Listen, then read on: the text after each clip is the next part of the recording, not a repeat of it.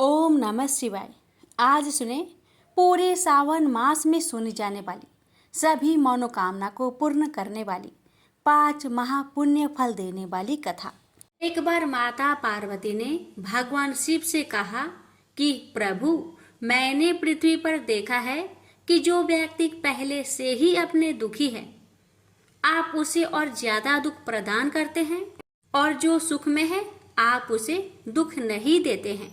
भगवान शिव ने इस बात को समझाने के लिए माता पार्वती को धरती पर चलने के लिए कहा और दोनों ने इंसानी रूप में पति पत्नी का रूप लिया और एक गांव के पास डेरा जमाया। शाम के समय भगवान ने माता पार्वती से कहा कि हम मनुष्य के रूप में यहाँ आए हैं, इसलिए यहाँ नियमों का पालन करते हुए हमें यहाँ भोजन करना होगा। इसलिए मैं भोजन सामग्री की व्यवस्था करता हूँ, तब तक तुम भोजन बनाओ। भगवान के जाते ही माता पार्वती रसोई में चूल्हा को बनाने के लिए बाहर से ईंट लेने गई और गांव में कुछ जर्जर हो चुके मकानों से ईंट लाकर चूल्हा तैयार कर दिया। चूल्हा तैयार होते ही भगवान वहां पर बिना कुछ लाए ही प्रकट हो गए। माता पार्वती ने उनसे कहा कि आप तो कुछ लेकर ही नहीं आए, भोजन कैसे बनेगा? भगवान बोले, पार्वती, अब तुम्हें इसकी जरूरत नहीं पड़ेगी। भगवान ने माता पार्वती से पूछा, तुम चूल्हा बनाने के लिए इन ईंटों को कहाँ से लेकर आई? तो इस पर माता पार्वती ने कहा, प्रभु, इस गांव में बहुत से ऐसे घर भी है जिनका रख रखाव सही ढंग से नहीं हो रहा है। उनकी जर्जर हो चुकी दीवारों में से ईंटें निकाल कर ले आई। भगवान ने फिर कहा, जो घर पहले से खराब थे तुमने उन्हें और खराब कर दिया। तुम ईंटें उन सही घरों की दीवार से भी तो ला सकती थी। माता पार्वती बोली, प्रभु, उन घरों में रहने वाले लोगों ने उनका रख रखाव बहुत सही तरीके से किया है और वो घर सुंदर भी लग रहे हैं। ऐसे में उनकी सुंदरता को बिगाड़ना उचित नहीं होता। भगवान बोले, पार्वती, यही तुम्हारे द्वारा पूछे गए प्रश्न का उत्तर है। जिन लोगों ने अपने घर का रख रखाव अच्छी तरह से किया है, यानी सही कर्मों से अपने जीवन को सुंदर बना रखा है, उन लोगों को दुख कैसे हो सकता है? मनुष्य के जीवन में जो भी सुखी है वो अपने कर्मों के द्वारा सुखी है, और जो दुखी है वो अपने कर्मों के द्वारा दुखी है। इसलिए हर एक मनुष्य को अपने जीवन में ऐसे ही कर्म करने चाहिए जिससे कि इतनी मजबूत व खूबसूरत इमारत खड़ी हो कि कभी भी कोई भी उसकी एक ईंट भी निकालने न पाए। प्रेम से बोलिए, हर हर महादेव। यह बात उस समय की है जब समुद्र मंथन से निकला अमृत कलश दैत्य एक दूसरे के हाथों से छीन रहे थे। इसी बीच एक मनोरम स्त्री उनके बीच में चली आई। सभी उस मनोरम स्त्री के सौंदर्य को देख हठात मोहित हो गए। वे सभी आपस का झगड़ा भूलकर उन मनोरम स्त्री के पास दौड़कर गए। दैत्यों ने देवी से पूछा, तुम कौन हो? कहाँ से आई हो? सुंदरी, तुम क्या करना चाहती हो? देवी को देखकर दैत्यों के बीच खलबली मच गई। दैत्य कहने लगे, अब तक देवता, दैत्य, सिद्ध, गंधर्व, चारण और लोकपालों ने तुम्हें स्पर्श तक नहीं किया होगा। अवश्य ही विधाता ने तुम्हें संपूर्ण इंद्रियों एवं मन को तृप्त करने के लिए भेजा होगा। सुंदरी, तुम हमारा झगड़ा मिटा दो। तुम न्याय अनुसार निष्पक्ष भाव से इस अमृत को बांट दो, जिससे हम लोगों में और अधिक झगड़ा ना हो।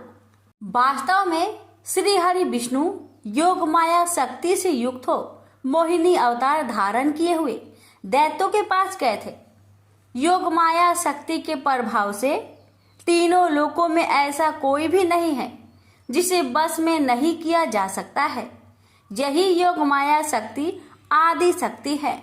दैत्यों की प्रार्थना पर तीनों लोकों को मोहित करने में समर्थ मोहिनी देवी ने दैत्यों को हंसकर कहा, मैं माया हूँ, तथा आप महर्षि कश्यप के संतान हैं। मुझे न्याय का भार क्यों दे रहे हैं? बुद्धिमान पुरुष को स्वेच्छाचारी स्त्रियों पर कभी विश्वास नहीं करना चाहिए। मोहिनी देवी की परिहास भरी वाणी दैत्यों को और अधिक आश्वस्त कर गई और उन्होंने अमृत से भरा कलश उनके हाथों में दे दिया। मोहिनी देवी ने अमृत का कलश अपने हाथ में ले दैत्यों से कहा, मैं जो भी करूं, फिर चाहे वो उचित हो या अनुचित, अगर तुम्हें स्वीकार हो तो तुम्हें अमृत बांट सकती हूँ। उनकी मोहयुक्त मीठी बात सुनकर सभी दैत्य देवी मोहिनी की प्रस्ताव पर सहमत हो गए। मोहिनी देवी ने अगले दिन अमृत पान करने की सलाह दी। मोहिनी देवी के आदेश अनुसार अगले दिन समस्त दैत्य स्नान कर अमृत पान करने हेतु पंक्ति में बैठे। देवता भी वहां आकर बैठ गए। मोहिनी देवी अमृत का कलश हाथ में लेकर आई। वे बड़ी ही सुंदर साड़ी पहनी हुई थी। आंखें नशीली हो रही थी। कलश के समान स्तन तथा गज सावक के सूंड के समान जंघाएं थी। देवी के स्वर्ण नूपुर अपनी झंकार से सभी को मोहित कर रही थी। सुंदर कानों में कुंडल थे तथा उनकी नासिका कपोल तथा मुखा रविंद्र बहुत ही मनोरम थे। बाद में भगवान के इस मोहिनी अवतार ने देवों को अमृत पान करवाया और दैत्य के साथ छल किया। उधर जब भगवान शिव ने सुना कि श्री हरि ने दैत्यों को मोहित कर देवताओं को अमृत पिलाने के लिए स्त्री रूप धारण किया, वे उस स्थान पर गए जहां भगवान श्री हरि निवास करते थे। वहां जाकर शिव जी ने भगवान श्री हरि की स्तुति वंदना की। श्री हरि ने शिव जी को दैत्यों को मोहित करने वाले मोहिनी रूप दिखाया। एकाएक शिव जी एक रंग बिरंगे फूलों से भरे पूरे उपवन में पहुंच गए। वहां उन्होंने बड़ी ही सुंदर परिधान पहने हुए, कमर में कमरधनी पहने एक सुंदर स्त्री को कीड़ा करते हुए देखा। उन देवी ने लज्जा भाव से मुस्कुराकर तिरछी नजर से शिव जी की ओर देखा। बस फिर क्या था, कामदेव को भस्म करने वाले भगवान शंकर का मन उनके हाथ से निकल गया। वे मोहिनी देवी को निहारने लगे। उनकी चितवन के रस में डूब शिव जी इतने भावातुर हो गए कि उन्हें अपने आप की भी सुध न रही। जहां भगवान शंकर की मोहिनी देवी पर आंखें लग जाती थी, लगी ही रहती थी तथा उनका मन वही रमन करने लगता था। वे मोहिनी देवी के अत्यंत आकृष्ट हो गए। उन्हें मोहिनी भी अपने प्रति आसक्त जान पड़ती थी। उनके हाव भाव के शिव जी का विवेक शून्य हो गया था तथा वे कामातुर हो गए थे। अपने बैरी कामदेव से मानो परास्त होकर महादेव जी विष्णु के मायामयी मोहिनी रूप को जानकर भी पीछे पीछे दौड़ने लगे। पार्वती जी का ख्याल त्याग कर शंकर मोहिनी के पीछे लग गए। उन्होंने उन्मत्त होकर मोहिनी के केस पकड़ लिए। मोहिनी अपने केसों को छुड़वाकर फिर वहां से चल दी। शंकर फिर उसके पीछे पीछे दौड़ने लगे। उस समय पृथ्वी पर जहां जहां भगवान शंकर का वीर्य गिरा, वहां वहां शिवलिंगों का क्षेत्र एवं स्वर्ण की खाने हो गई। तत्पश्चात यह माया है ऐसा जानकर भगवान शंकर अपने स्वरूप में स्थित हुए। प्रेम से बोलिए विष्णु भगवान की जय, उमापति शंकर भगवान की जय। किसी नगर में एक धनी व्यापारी रहता था। दूर दूर तक उसका व्यापार फैला हुआ था। नगर के सभी लोग उस व्यापारी का सम्मान करते थे। इतना सब कुछ संपन्न होने के बाद भी वह व्यापारी बहुत दुखी था, क्योंकि उसका कोई पुत्र नहीं था, जिस कारण अपने मृत्यु के पश्चात व्यापार के उत्तराधिकारी की चिंता उसे हमेशा सताती रहती थी। पुत्र प्राप्ति की इच्छा से व्यापारी प्रत्येक सोमवार भगवान शिव का व्रत पूजा किया करता था और शाम के समय शिव मंदिर में जाकर शिव जी के सामने घी का दीपक जलाया करता था। उसकी भक्ति देखकर माँ पार्वती प्रसन्न हो गई और भगवान शिव से उस व्यापारी की मनोकामना पूर्ण करने का निवेदन किया। भगवान शिव बोले, इस संसार में सबको उसके कर्म के अनुसार फल की प्राप्ति होती है। जो प्राणी जैसा कर्म करते हैं उन्हें वैसा ही फल प्राप्त होता है। शिव जी द्वारा समझाने के बावजूद माँ पार्वती नहीं मानी और उस व्यापारी की मनोकामना पूर्ति हेतु वे शिव जी से बार बार अनुरोध करती रही। अंततः माता के आग्रह को देखकर भगवान भोलेनाथ को उस व्यापारी को पुत्र प्राप्ति का वरदान देना पड़ा। वरदान देने के पश्चात भोलेनाथ माँ पार्वती से बोले, आपके आग्रह पर मैंने पुत्र प्राप्ति का वरदान तो दे दिया, परंतु इसका यह पुत्र 16 वर्ष से अधिक समय तक जीवित नहीं रहेगा। उसी रात भगवान शिव उस व्यापारी के सपने में आए और उसे पुत्र प्राप्ति का वरदान दिया और उसके पुत्र की 16 वर्ष तक जीवित रहने की भी बात बताई। भगवान के वरदान से व्यापारी को खुशी तो हुई, लेकिन पुत्र की अल्पायु की चिंता ने उस खुशी को नष्ट कर दिया। व्यापारी पहले की तरह सोमवार के दिन भगवान शिव का विधिवत व्रत करता रहा। कुछ महीनों के बाद उसके घर एक अति सुंदर बालक ने जन्म लिया और घर में खुशियां ही खुशियां भर गई। बहुत धूमधाम से पुत्र जन्म का समारोह मनाया गया, परंतु व्यापारी को पुत्र जन्म की अधिक खुशी नहीं हुई, क्योंकि उसे पुत्र की अल्प आयु के रहस्य का पता था। जब पुत्र 12 वर्ष का हुआ तो व्यापारी ने उसे उसके मामा के साथ पढ़ने के लिए बनारसी भेज दिया। लड़का अपने मामा के साथ शिक्षा प्राप्त हेतु चल दिया। रास्ते में जहाँ भी मामा भांजे विश्राम हेतु रुकते, वहीं यज्ञ करते और ब्राह्मणों को भोजन कराते। लंबी यात्रा के बाद मामा भांजे एक नगर में पहुँचे। उस दिन नगर के राजा की कन्या का विवाह था, जिस कारण पूरे नगर को सजाया गया था। निश्चित समय पर बारात आ गई, लेकिन वर का पिता अपने बेटे के एक आंख से काने होने के कारण बहुत चिंतित था। उसे भय था कि इस बात का पता चलने पर कहीं राजा विवाह से इनकार न कर दे, इससे उसकी बदनामी भी होगी। जब वर के पिता ने व्यापारी के पुत्र को देखा तो उसके मस्तिष्क में एक विचार आया। उसने सोचा, क्यों ना इस लड़के को दुल्हा बनाकर राजकुमारी से विवाह करा दूं।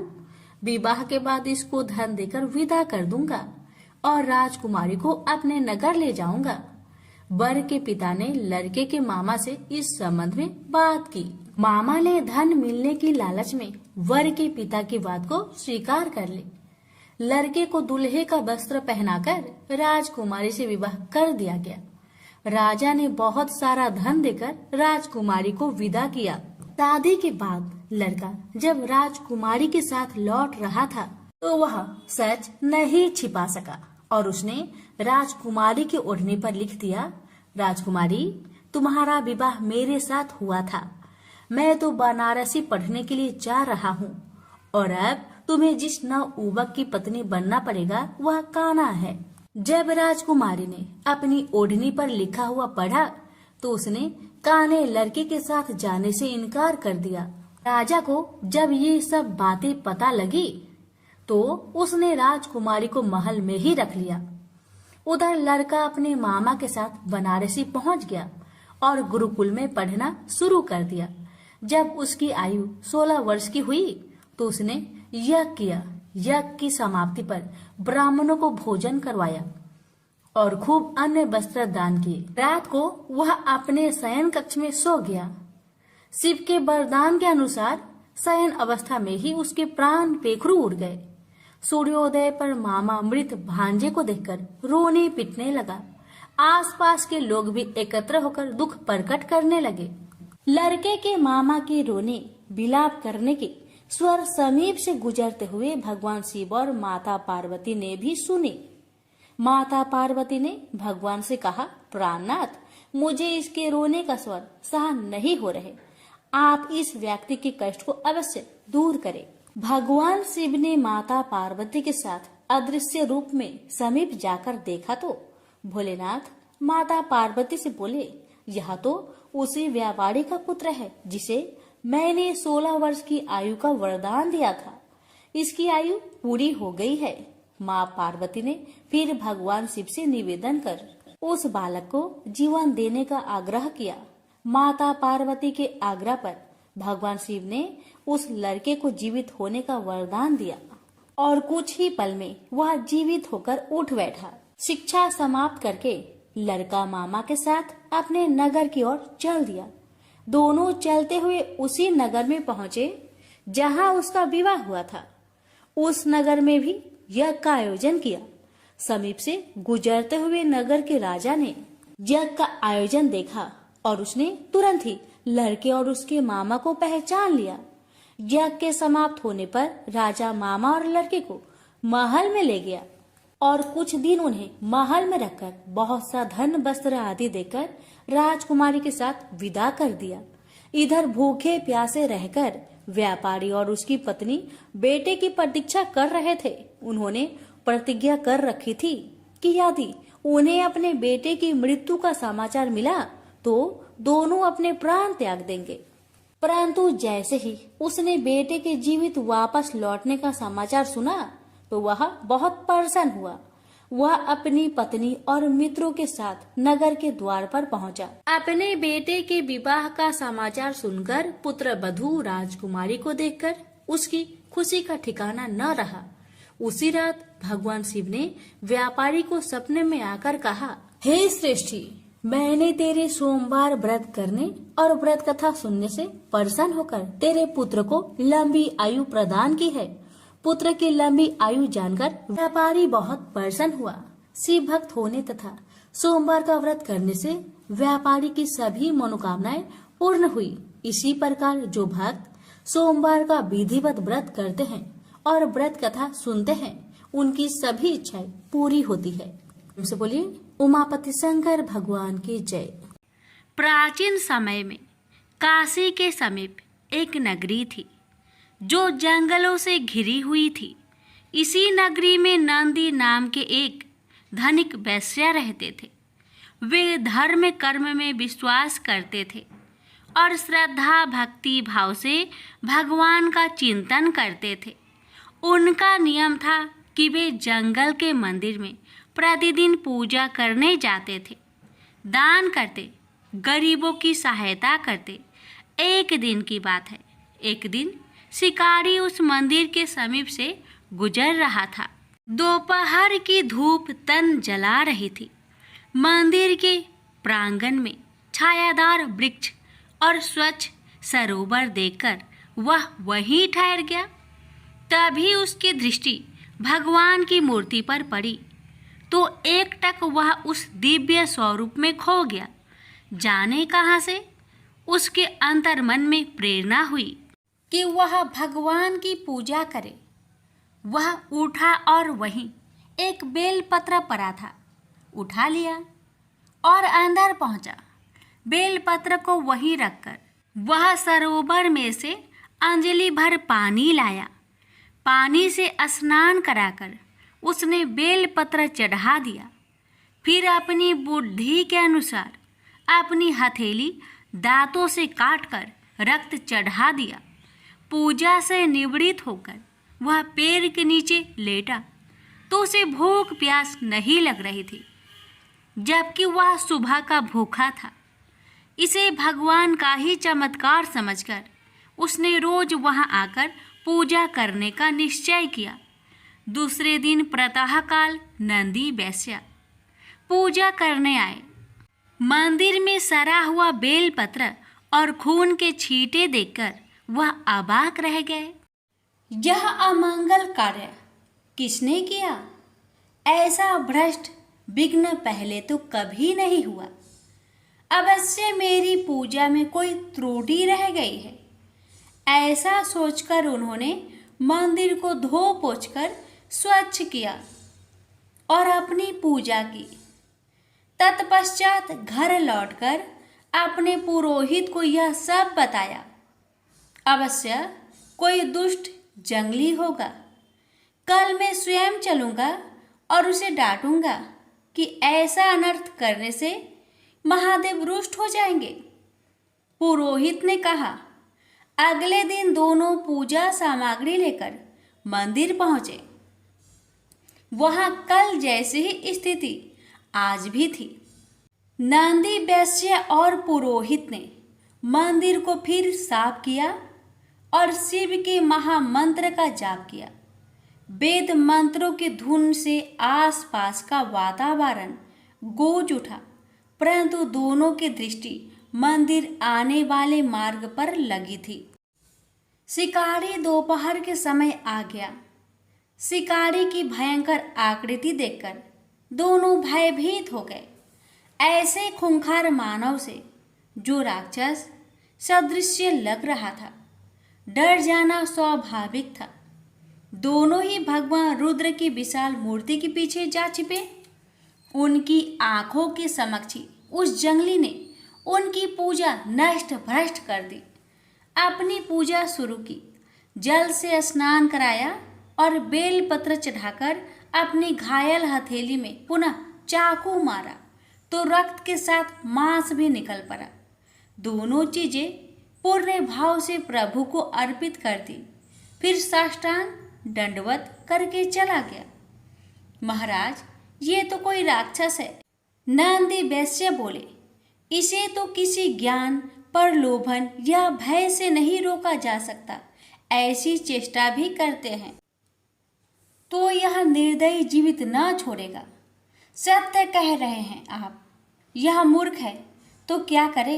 भगवान को यूं ही अपवित्र होने के लिए छोड़ दे? नहीं, इस समस्या का एक ही उपचार है। मूर्ति को यहाँ से ले चलो और अपने घर में स्थापित करो। दोनों ने यही निर्णय किया और घर लौट आए। नंदी वैश्य ने आधा दर्जन मजदूर लिए और बैलगाड़ी में बैठकर मंदिर जा पहुंचा। एक दुष्ट जंगली मंदिर को अपवित्र करता है, समझाने पर भी नहीं मानता, इसलिए मूर्ति को घर ले चलो। नंदी ने अपने मजदूरों से कहा। तत्काल मूर्ति को उखाड़ लिया गया और बैलगाड़ी में लादकर नगर में लाया गया। नंदी वैश्य ने पूर्ण विधि विधान से मूर्ति को वैद्य मंत्रोपचार के साथ अपने घर में स्थापित किया। रात भर मूर्ति के समक्ष भजन कीर्तन होता रहा। दूसरे दिन शिकारी अपने निर्धारित समय पर पूजा करने पहुंचा तो मूर्ति को वह न देखकर सन्न रह गया। ए भगवान, कहाँ गए?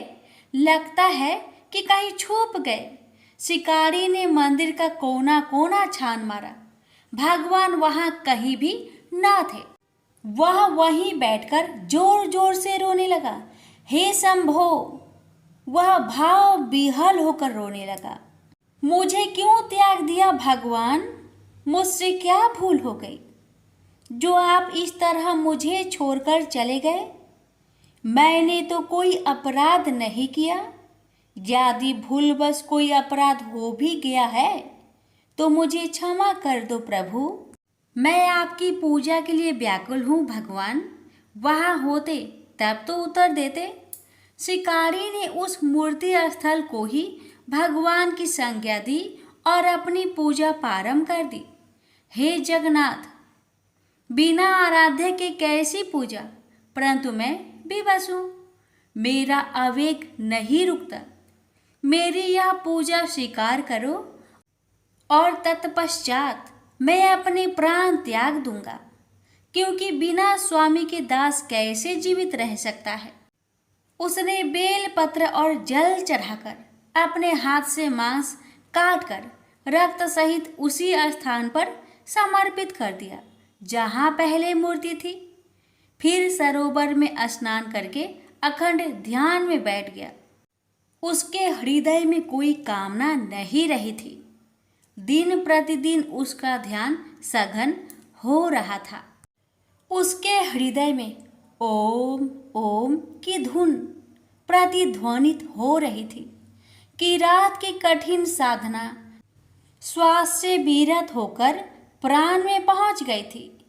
कैलाशवासी महादेव अपनी समाधि में लीन थे।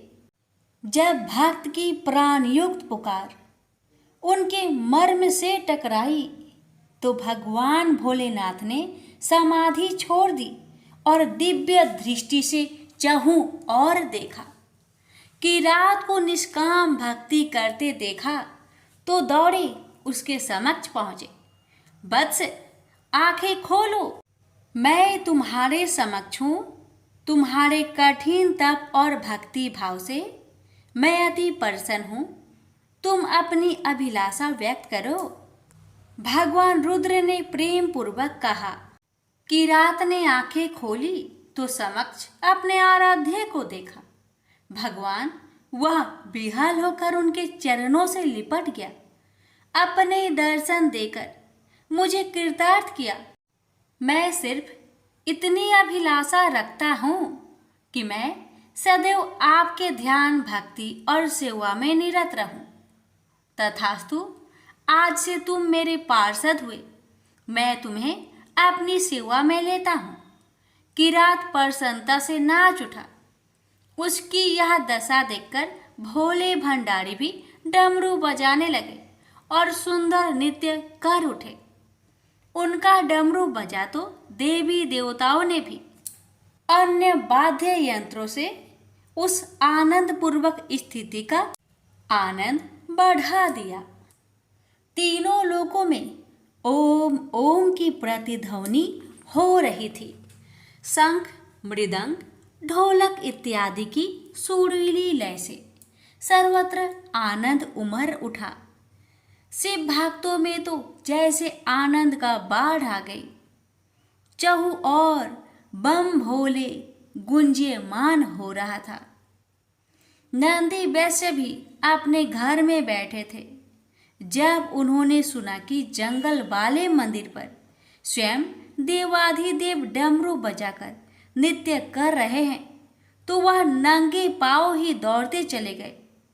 मंदिर पर अपार भीड़ एकत्र थी। कितना विहंगम दृश्य था।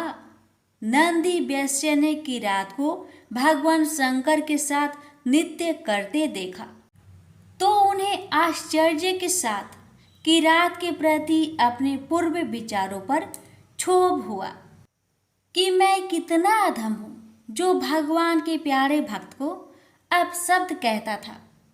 मैंने ही उसे उसके आराध्य की पूजा न करने देने का निष्फल प्रयास किया। नंदी वैश्य दौड़कर किरात के चरणों से लिपट गया। हे महात्मन, मेरा अपराध क्षमा करो। मैंने ही भगवान की मूर्ति ले जाने का अपराध किया। मैं अधम हूँ, मुझे क्षमा करो। उठो मेरे प्रेरक। किरात ने नंदी को उठाया। तुम्हारी ही कृपा से तो मुझे जैसे अबुद्धि को भगवान के साक्षात दर्शन हुए। मैं तुम्हारा ऋणी हूँ। तुम महान हो भक्त। तुम्हारी भक्ति श्रेष्ठ है। अब तुम ही मेरा उद्धार कर सकते हो। मैं तुम्हारी शरण में हूँ। किरात ने उन्हें भोलेनाथ के समक्ष प्रस्तुत किया। हे महाकाल, भोलेनाथ ने कहा, यह कौन है? मैं इसे नहीं पहचानता। नाथ, यह आपके परम भक्त है। प्रतिदिन आपकी पूजा करते हैं। मुझे स्मरण नहीं। मुझे तो केवल तुम ही याद हो। तुम ही मेरी प्रेमी हो। मैं तो उनका मित्र हूँ, तो निष्काम हृदय से मेरा सुमिरन करते हैं। हे जगत पिता, मैं आपका भक्त हूँ और आप मेरे गुरु हैं, मित्र हैं। आपने मुझे स्वीकार किया, इन्हें भी स्वीकार कीजिए। भक्त की इच्छा भगवान पूर्ण ना करे। भक्त किरात ने नंदी को स्वीकार किया तो भगवान जगन्नाथ कैसे अस्वीकार करते? तथास्तु, महादेव ने कहा। नंदी वैश्य प्रसन्नता से प्रभु के चरणों में गिर गए। यही किरात और नंदी वैश्य भगवान के गण नंदी और महाकाल के नाम से प्रसिद्ध हुए। प्रेम से बोलिए हर हर महादेव। माता पार्वती की जय। लंकापति रावण के वध के बाद जब अयोध्यापति प्रभु श्री राम की कीर्ति दूर दूर तक फैल रही थी और वह मर्यादा पुरुषोत्तम कहलाने लगे, तब एक दिन महादेव शिव की इच्छा भी मर्यादा पुरुषोत्तम श्री राम से मिलने की हुई। पार्वती को संग लेकर महादेव कैलाश पर्वत उतरकर अयोध्या नगरी के रास्ते चल पड़े। भगवान शिव और मां पार्वती को अयोध्या आया देखकर राम जी बहुत खुश हुए। माता जानकी ने उनका उचित आदर सत्कार किया और स्वयं भोजन बनाने के लिए रसोई में चली गई। इस बीच भगवान शिव ने श्री राम जी से पूछा, आपके सेवक हनुमान जी दिखाई नहीं पड़ रहे हैं? श्री राम बोले, वे बगीचे में हैं। शिव जी ने श्री राम जी से बगीचे में जाने की अनुमति मांगी और पार्वती जी का हाथ थामकर बगीचे में आ गए। बगीचे की खूबसूरती देखकर उनका मन मोहित हो गया। आम के एक घने वृक्ष के नीचे हनुमान जी दीन दुनिया से बेखबर गहरी नींद में सोए थे और एक लय में खराटे से राम नाम की ध्वनि उठ रही थी। चकित होकर शिव जी और माता पार्वती एक दूसरे की ओर देखने लगे। माता पार्वती मुस्कुरा उठी और वृक्ष की डालियों की ओर इशारा किया। राम नाम सुनकर पेड़ की डालियां भी झूमने लगी थी और इनके बीच से भी राम नाम उच्चारित हो रहा था। शिव जी इस राम नाम की धुन में मस्त मगन होकर खुद भी राम राम कहकर नाचने लगे। माता पार्वती जी ने भी अपने पति का अनुसरण किया और अपने कोमल पैर थिरकाने लगी। शिव जी और पार्वती जी के नृत्य से ऐसी झनकार उठी कि स्वर्ग लोक के देवतागण भी आकर्षित होकर बगीचे में आ गए और राम नाम की धुन में सभी मस्त हो गए। माता जानकी भोजन तैयार करके प्रतीक्षार्थ थी, परंतु संध्या घिरने तक भी अतिथि नहीं पधारे। तब अपने देवर लक्ष्मण जी को बगीचे में भेजा। लक्ष्मण जी तो स्वयं को श्री राम का सेवक ही मानते थे। अब बगीचे में आकर जब उन्होंने धरती पर स्वर्ग का नजारा देखा तो खुद भी राम नाम की धुन में झूम उठे। महल में माता जानकी परेशान हो रही थी कि अभी तक भोजन ग्रहण करने कोई भी क्यों नहीं आया। उन्होंने श्री राम जी से कहा, भोजन ठंडा हो रहा है, चलिए हम ही जाकर बगीचे में से सभी को ले आए। जब राम जी बगीचे में गए तो वहां राम नाम की धुन मची हुई थी। हनुमान जी गहरी नींद में सोए हुए थे और उनके खराटों से अभी तक राम नाम निकल रहा था। श्री राम भाव विहल हो उठे। राम जी ने हनुमान जी को नींद से जगाया और प्रेम से उनकी तरफ निहारने लगे। हनुमान जी प्रभु को आया देख शीघ्रता से उठ खड़े हुए। नित्य की सभा भंग हो गई। शिव जी खुले कंठ से हनुमान जी की राम भक्ति की सराहना करने लगे। हनुमान जी सकुचाए लेकिन मन ही मन खुश हो रहे थे। श्री सिया राम ने भोजन करने का आग्रह भगवान शिव जी से किया। तभी लोग महल में भोजन करने के लिए चल पड़े। माता जानकी भोजन परोसने लगी। हनुमान जी को भी श्री राम जी ने पंक्ति में बैठने का आदेश दिया। हनुमान जी बैठ तो गए, परंतु आदत ऐसी थी कि राम जी के भोजन करने के उपरांत ही सभी लोग भोजन करते थे। आज श्री राम के आदेश से पहले भोजन करना पड़ रहा था। माता जानकी हनुमान जी को भोजन परोसती जा रही थी, पर हनुमान जी का पेट ही नहीं भर रहा था। सीता जी कुछ समय तक तो उन्हें भोजन परोसती रही, फिर समझ गई इस तरह से हनुमान जी का पेट नहीं भरेगा। उन्होंने तुलसी के एक पत्ते पर राम नाम लिखा और भोजन के साथ हनुमान जी को परोस दिया। तुलसी पत्र खाते ही हनुमान जी को संतुष्टि मिली और वह भोजन खाकर उठ खड़े हुए। भगवान शिव शंकर ने प्रसन्न होकर हनुमान जी को आशीर्वाद दिया कि आपकी राम भक्ति युगों युगों तक याद की जाएगी और आप संकट मोचन कहलाएंगे। प्रेम से बोलिए सिया रामचंद्र की जय। हर हर महादेव। माता पार्वती की जय। हनुमान जी की जय।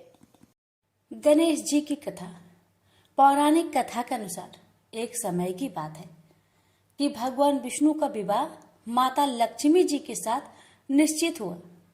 विवाह की सभी तैयारी होने लगी। सभी देवी देवताओं को निमंत्रण भेजे गए, लेकिन भूलवश गणेश जी को निमंत्रण देना रह गया था। इधर भगवान विष्णु की बारात जाने का समय आ चुका था।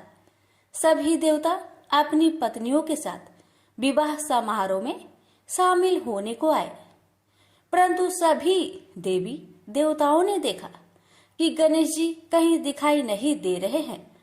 तब उन सभी ने आपस में चर्चा की, क्या गणेश जी को नहीं न्योता दिया गया या गणेश जी ही नहीं आए हैं। सभी को इस बात पर बहुत आश्चर्य हुआ। इस बात पर उन सभी ने विष्णु भगवान से ही इसका कारण पूछा।